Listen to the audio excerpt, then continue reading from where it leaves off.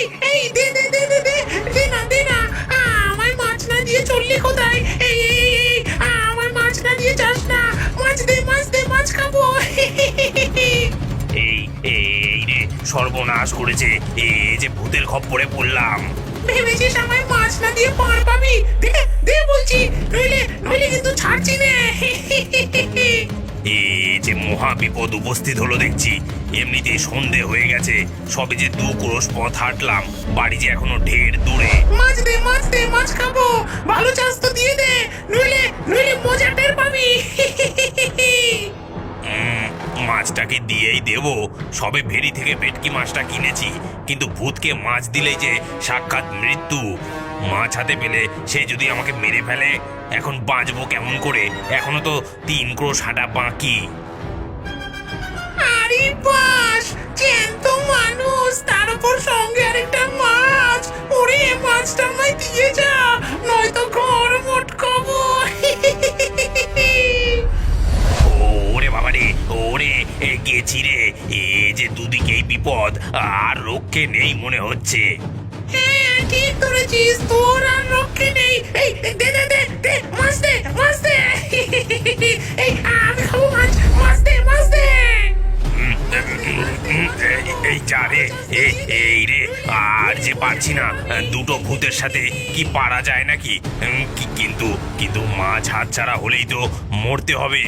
কি কুক্ষণেই যে এই রাতে মাছ নিয়ে বেরিয়েছিলাম, আজ আজ পৈতৃক প্রাণটা ভূতের হাতেই গেল মনে হয়।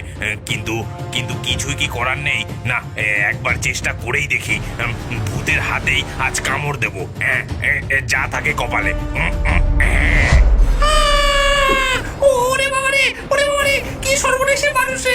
ও মা গো, ও বাবা গো, ওরে পালা পালা পালা, ওরে বাবা রে, কামড়ে খেয়ে ফেললো রে। ইস ইস, কি বদখত গন্ধ ভূতের হাতে। বাপের জন্মেও এমন গন্ধ শুকিনি। ওয়াক ওয়াক ওয়াক। আর হাতটাও কাঠের মতো শক্ত। ভাগ্যিস আমার দাঁত নেই, থাকলে নিঘাত ভেঙেই যেত। কিন্তু আমার ফোকলা মুখের কামড়েও দেখছি ভূত দুটো জব্দ হয়ে গেছে, মাছ ফেলেই পালিয়েছে। উফ, কি ভয়ঙ্কর, মাথাটা কেমন যেন ঘূর্ণি খাচ্ছে। তারপর তুমি রক্ষা পেলে কি করে শেষ পর্যন্ত, ডুমরুধর? আর ভূতেরা সত্যি কামড় খেয়ে পালিয়ে গেল? সত্যি না তো কি মিথ্যে? শোনো তবে তারপর কি হলো। আচ্ছা, তুমি রাতে অতটা পথ হাঁটতেই বা গেলে কেন বলো তো? তা কি আর করব, সুন্দরবন থেকে আসতে গেলে আগে নৌকো পেরোতে হয়, তারপর 5 ক্রোশ হাঁটো। সে কি সহজ রাস্তা? আর টাটকা মাছখান দেখলাম সামনে, লোভ সামলাতে পারলাম না। ওদিকে জানোই তো মাছের ওপর ভূতের কেমন লোভ। যাক, গল্পটা শুনবে কি না এভাবেই খালি বকেই যাবে? হ্যাঁ হ্যাঁ হ্যাঁ, বলো বলো বলো। শোনো তবে তারপর কি হলো। চোখ খুলে উঠে বসলাম, কতক্ষণ মাথা ঘুরে এভাবেই পড়েছিলাম কে জানে। দেখি কে যেন শুশ্রূষা করেছে, মাথায় হাতে মলম পট্টি লাগানো। কিন্তু কে করলো আমার এই শুশ্রূষা, তাও আবার এই মাঝ জঙ্গলে? ওটা কে? ও মা, দূরে তাকিয়ে দেখি এ তো আর একটা বাচ্চা ভূত। এমন সময় আমি একটু উঠে বসতে গেছি, দেখি সেই বাচ্চা ভূতটা সাই সাই করে দৌড়ে আরো দূরে চলে গেল, আর দূরে একটা গাছের আড়ালে লুকিয়ে পড়ল। বুঝলাম এ বেটা বেজায় এক ভীতু ভূত, মাছটাও নেয়নি। এমন ভাবেই কিছুক্ষণ সময় কেটে গেল। আমি ওই ভূতের দিকে তাকিয়ে, ওই ভূতও গাছের আড়াল থেকে আমায় দেখছে। কিছুক্ষণ পর যখন সে বুঝতে পারলো আমি আর তার কোনো ক্ষতি করব না, তখন সে আস্তে আস্তে আমার কাছে এগিয়ে আসতে লাগলো। এমন সময় একটা কুকুর ডাকতেই সে আবার দৌড়ে সেই গাছের আড়ালে চলে গেল। কি বেজায় ভীতু ভূত রে বাবা। কিছুক্ষণ পর সে আবার পা টিপে টিপে আমার কাছে এগিয়ে আসতে লাগলো। এমন সময় আমি একটু মজা করেই খক খক করে কেসে ফেললাম। ও মা, কাশির শব্দ শুনেই সে আবার পালিয়ে গেল। তারপর কিছুক্ষণ পর যখন সে আবার এগিয়ে আসছে, তখন আমি জোরে একটা হাঁচি দিলাম।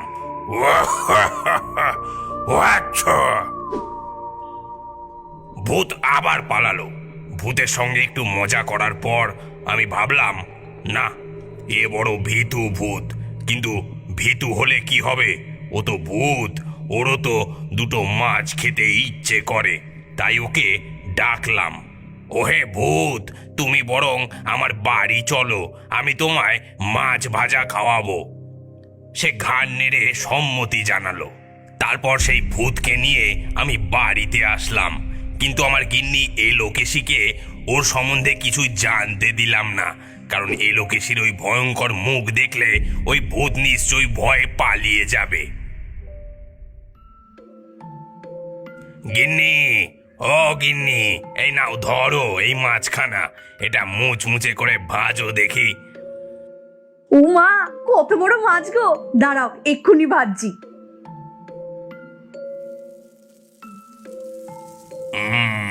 হয়েছে গো মাছ ভাজা, দাও দেখিনি চারটে। বাবা, পেটে কি এমন আগুন লেগেছে যে 4টে মাছ ভাজা খাবে? বাজে কথা না বলে জলদি দাও। সেদিন থেকে আমি রোজ লুকিয়ে লুকিয়ে ওই ভূতকে মাছ খাওয়াতে লাগলাম, আর এলোকেশী এইসব ব্যাপারে কিছুই টের পেল না। আমি রোজ সন্ধেবেলায় মাছ ধরে আনতাম, আর এলোকেশী তা ভেজে দিত।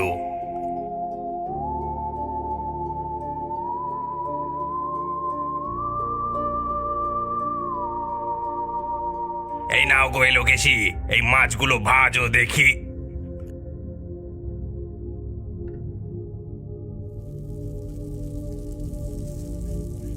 এই, তুমি রোজ মাছ ভাজার সময় রান্নাঘরে আসো কেন বলো তো? না, মানে এমনি। এমনি না আরো কিছু? সত্যি করে বলো তো।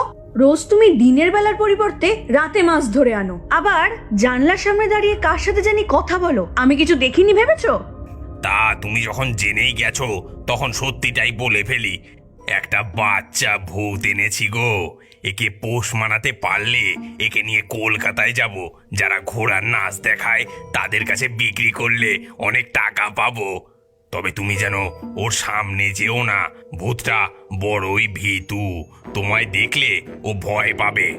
বলো কি গো, এ তো সাংঘাতিক ব্যাপার। তবে আর বলছি কি, এখন কদিন সবুর করো। ওই ভূত বেচে আমরা খুব শিগগির অনেক বড় লোক হতে চলেছি।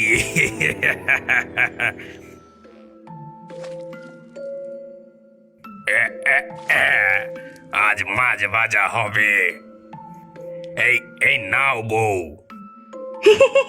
মুচমুচে করে ভাজি। ভূতে আজ মাছ খাবে, তবে ভূতটাকে আজ দেখবো, বুড়ো যতই বারণ করুক। সেদিন আমি দাঁড়িয়ে মাছ ভাজার জন্য অপেক্ষা করছি, এবং সেই ভূতও মাছ নেবার জন্য জানলা দিয়ে হাত বাড়িয়ে আছে। এমন সময় এলোকেশী এক কাণ্ড ঘটালো। কেন জানি না, তার সেই ভূতটাকে দেখার খুব শখ জেগেছিল। তাই সে রান্নাঘরের পেছনে গিয়ে সেই ভূতটাকে দেখতে গেল। এলোকেশীর ভয়ঙ্কর মুখশ্রী দেখে সেই ভূত তো প্রাণপণে ওরে বাপরে ওরে মারে বলে দে ছুট। ওরে ওরে ওরে ওরে ওরে ওরে কি দেখলাম রে, ওরে পালা পালা পালা, ওরে ওরে ওরে। আরে আরে আরে আরে করলে কি গোগিন্নি, করলে কি? ও ভূত, ও ভূত দাঁড়াও, ও ভূত দাঁড়াও, আরে আরে দাঁড়িয়ে যাও, আরে দাঁড়াও। আমিও ভূতের পেছনে ছুটতে লাগলাম। আজ ভূতটাকে কোনোভাবেই বুঝিয়ে সুঝিয়ে ফিরিয়ে আনতেই হবে।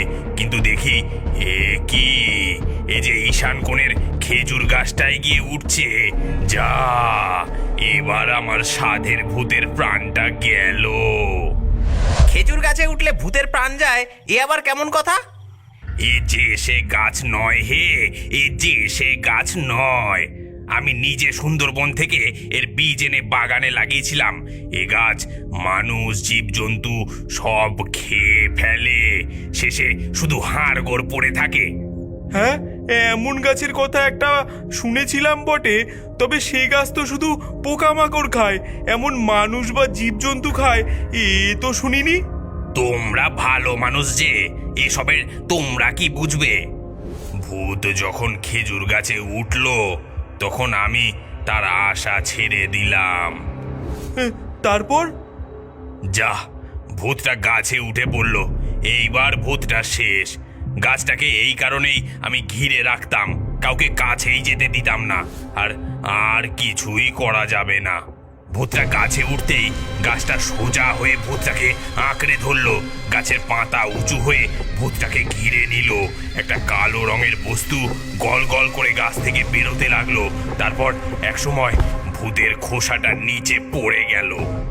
যা, সব শেষ। ভূতের খোসা? সে আবার কি জিনিস? মটর ডাল, মুসুর ডালের খোসা দেখেছো? এও তেমনি ভূতের খোসা। তা আবার হয় নাকি? আর বাত হয়, তোমরা জানো কতটা? আসলে ভূতটার মাংস, রক্ত সব ওই গাছটা চুষে খেয়ে ফেলেছিল, তাই খোসাটা নিচে পড়েছে। যাকে গাছটা পরদিনই আমি কেটে ফেলেছিলাম, না হলে দেখাতাম তোমাদেরকে। হ্যাঁ,